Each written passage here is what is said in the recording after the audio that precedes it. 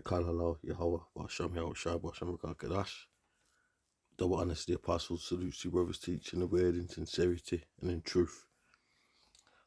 This is going to be a quick one here, and pretty much they was just going to shut the grid off in parts of the UK.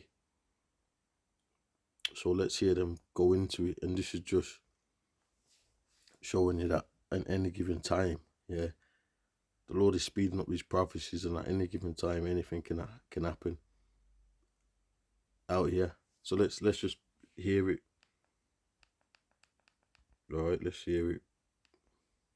Let's talk to Catherine Porter, who's an independent energy analyst, because a couple of stories have come across our desk this week, not only about the energy problems in this country and the reliance that we still have to have on gas and fossil fuels because of the way that renewables don't work terribly well. There's been all sorts of risks of blackouts. At the moment, I think we're looking at something like more than 50% of our energy right now at this very moment on the grid coming from gas. Let's find out from Catherine how close we came to actual blackouts. Catherine, very good morning to you. Good morning. So, people are saying in the papers this morning we're going back to the 70s. You probably don't remember the 70s, but I do. And I remember sitting around almost every night of the week with my parents with candles. We were allowed to have 1 hour of electricity a night to make dinner. And then for the rest of the night, we just had candles. And we had 1 hour in the morning as well. So it can happen. How close did we get to it this week? Actually, on Wednesday, we came very close, probably closer than we have in the last 15 years.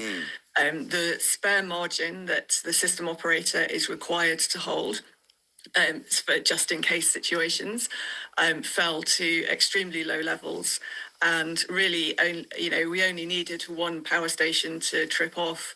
And that could have been enough to make the difference. Goodness. And what's really worrying is that 3 hours after the demand peak, 2 big power stations tripped off simultaneously. If that had happened 3 hours earlier, I think it would have been almost certain that we would have had at least what they call demand control, which is selected blackouts or even a full countrywide blackout. It was extremely tight. And so if they have to make those decisions, what do they base those decisions on? If they had to say, right, well, we're going to black out, I don't know, parts of East Yorkshire or parts of, London, or how do they make those decisions?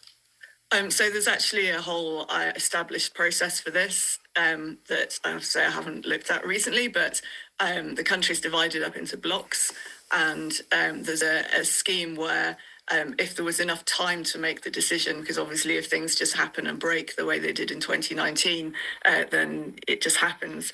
Right. But if it's done deliberately, there's a scheme and it rotates, and you'd be off for 4 hours and they try and give you some notice.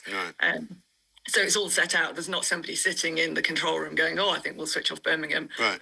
It's actually all sort of pre-planned. There is a plan, yeah. But it is pretty terrifying, isn't it, that we came as close as we did?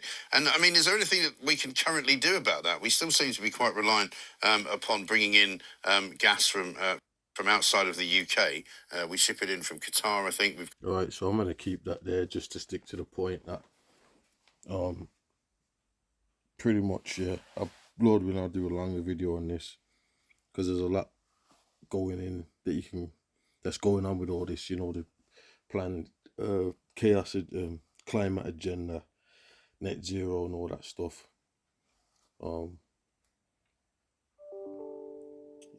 So, but pretty much as you can see, yeah, that's what the scripture says, never trust thine enemy.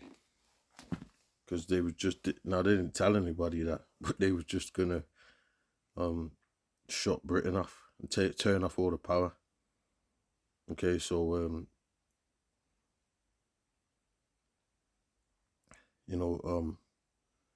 that's what the scripture says. What? Be circumspect, man. You gotta keep your eyes open out, yeah. Anyway, with that, I'm gonna say shalom.